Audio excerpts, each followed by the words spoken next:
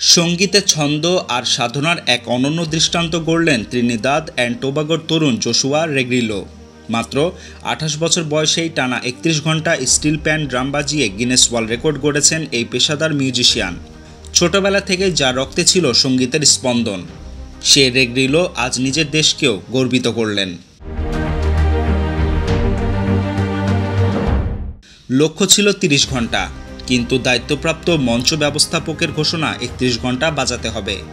মুহূর্তেই চ্যালেঞ্জটা হয়ে গেল দ্বিগুণ কঠিন। তবে থেমে থাকেননি রেগ্রিলো, বললেন রক্তে যেন আগুন বইছিল। চারপাশে মানুষের ভালোবাসা আমাকে শেষ পর্যন্ত পৌঁছে দেয়। ছেলেবেলার অনুপ্রেরণা ছিলেন তার বাবা, যিনি নিজেও ছিলেন এক কিংবদন্তি ড্রামার। সেই থেকেই শুরু হয় জোশুয়ার অনুশীলন। গভীর রাত পর্যন্ত চলত মহড়া, আর আজ সেই সাধনারই স্বীকৃতি পেল বিশ্বমঞ্চে। এই অসাধারণ পারফরম্যান্স শুধু রেকর্ড ভাঙেনি, তুলে ধরেছে এক মানুষের অদম্য চেষ্টা আর সুরের প্রতি ভালোবাসার দৃষ্টান্ত। নিউজ ডেস্ক, প্রতিফলন।